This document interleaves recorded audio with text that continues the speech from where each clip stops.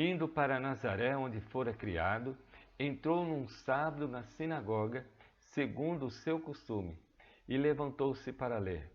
Então lhe deram o livro do profeta Isaías, e abrindo o livro, achou o lugar onde está escrito: O Espírito do Senhor está sobre mim, pelo que me ungiu para evangelizar os pobres, enviou-me para proclamar libertação aos cativos e restauração da vista aos cegos, para pôr em liberdade os oprimidos e apregoar o ano aceitável do Senhor. Tendo fechado o livro, devolveu ao assistente e sentou-se, e toda a sinagoga tinha os olhos fitos nele. Então Jesus disse: Hoje se cumpriu as escrituras que acabais de ler. Jesus estava se referindo a essa profecia sobre ele mesmo. E essas palavras que Jesus acabou de ler está relatada aqui no livro de Isaías, no capítulo 61, que é o nosso objeto de estudo de hoje. Vocês lembram que ontem nós falamos sobre de resplandecer a luz a esse mundo de trevas? Que quando entrou o pecado no mundo, o mundo se tornou em trevas, mas com a luz de Deus nos nossos corações, nós saímos das trevas desse mundo e passamos a viver na luz de Cristo. E nós, na realidade, somos pequenas luzes que iluminam o caminho de muitos que vivem em trevas. Pois bem, hoje a mensagem está se referindo ao Messias. Quem é o Messias? Jesus Cristo. Jesus Cristo que veio a esse mundo para apregoar, para pregar a paz, para pregar a libertação, para trazer boas notícias, boas novas. Querido, nós somos também chamados por Deus para ser pequenos cristãos. E esses pequenos cristãos, agindo da mesma forma como Jesus agiu, imagina como se tornaria melhor este mundo. Como tornaria melhor o ambiente, o lugar onde nós vivemos. Querido, o que significa esse ano aceitável? Aqui no capítulo 61, do verso 2 de Isaías, diz assim: as mesmas palavras que Jesus disse lá no livro de Lucas, capítulo 4, verso 17 e 18. E aqui essas palavras dizem assim: a apregoar o ano aceitável do Senhor. Querido, o que seria esse ano aceitável? Segundo a notinha que eu tenho aqui, eu quero compartilhar com vocês, diz o seguinte: muitos entendem que a expressão se refere a um ano sabático, todo o 7º ano, Levítico capítulo 25.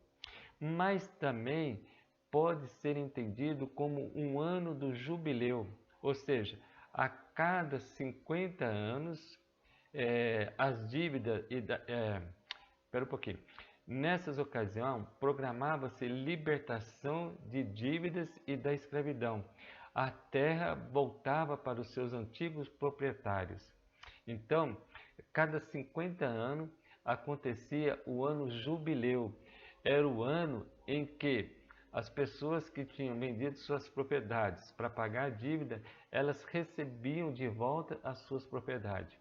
Pessoas que eram vendidas como escravos, agora elas recebiam o indulto ou elas recebiam a libertação. Elas deixavam de ser escravos. Imagina a alegria dessas pessoas, sabe? E eu acho que você entende o que significa de você estar com uma dívida, uma dívida impagável, e de repente você consegue pagar essa dívida. De repente você consegue saldar uma dívida que a princípio parecia difícil. Imagina a alegria que a gente sente, né? Imagina essa alegria que nós temos. Agora, o povo lá do Egito, lá de Israel, eles tinham essa alegria quando as suas propriedades eram devolvidas, quando eles deixavam de ser escravos. O que isso tem a ver com o capítulo 61 de Isaías, querido? O capítulo 61 traz para nós boas novas de salvação.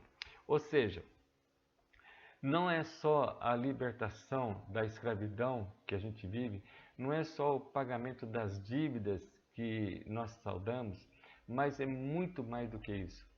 As dívidas que Jesus veio pagar para nós eram dívidas impagáveis, dívidas que eu e você não conseguimos pagar. Ele é o Filho de Deus, Ele é um Deus eterno, é um Deus que tem todas as prerrogativas e condições para saldar as nossas dívidas.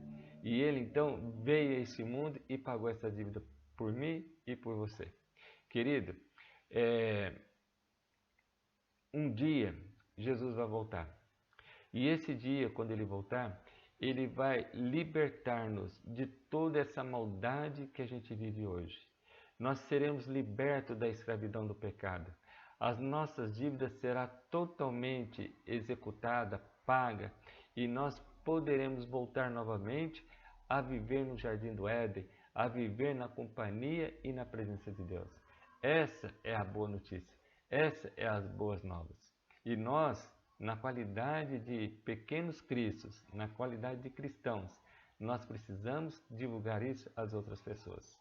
Querido, tem uma notinha da lição aqui que eu gostaria de compartilhar com vocês, que diz o seguinte, que eu achei super interessante, que diz assim, olha, o ministério do Messias vai muito além do alcance de Levítico 25. Ele não apenas proclamaria libertação aos cativos, mas também curaria os quebrantados de coração, consolaria todos os enlutados e promoveria sua restauração. Ademais, além do ano aceitável do Senhor, Ele apregoaria o dia da vingança do nosso Deus. Querido, lá no livro de Apocalipse, no capítulo 22, o último livro da Bíblia, diz o seguinte, capítulo 21, diz assim, vi um novo céu e uma nova terra, pois o primeiro céu e a primeira terra passaram, e o mar já não existe mais. Vi também a santa cidade, a nova Jerusalém, que descia de Deus, da parte de Deus, ataviada como noiva atornada para o seu esposo. Olha que beleza o verso 4, querido. Ele enxugará dos olhos toda lágrima, e a morte já não existirá. Já não haverá luto e nem pranto, nem dor e nem dor, porque as primeiras coisas passaram. Querido, esse é o ano aceitável, o dia em que a nossa redenção será concretizada, o dia em que nossos braços estarão abertos e dizendo em uma só voz, ora vem, Senhor Jesus. Que Deus te abençoe e que esse dia e que esse ano aceitável possa ser uma realidade nas nossas vidas, pois estamos cansados de viver nesse mundo de pecado. Que Deus te abençoe e que você tenha um dia prazeroso. É o meu desejo e minha oração. Obrigado, Senhor, pela linda mensagem dessa manhã. É claro que é a mesma mensagem que nós vemos pregando há muitos dias, muitos meses, da sua volta, onde o Senhor vai trazer alívio, trazer conforto, nos libertar da escravidão do pecado.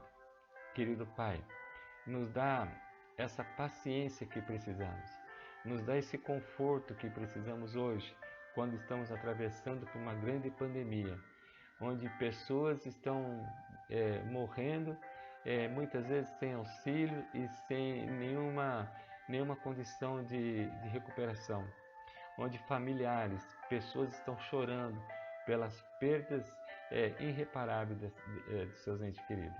Querido Pai, nos traz o alívio, nos dê a sabedoria para lidar nesse momento tão difícil que estamos passando. Estenda sua mão sobre os médicos, sobre os enfermeiros, sobre pessoas que trabalham na área da saúde, dando para eles, Pai, a sabedoria para que nós possamos realmente trazer alívio e conforto para aqueles que estão quebrantados, para aqueles que estão sem esperança. É o meu pedido nessa manhã, em nome e por amor de Jesus. Amém.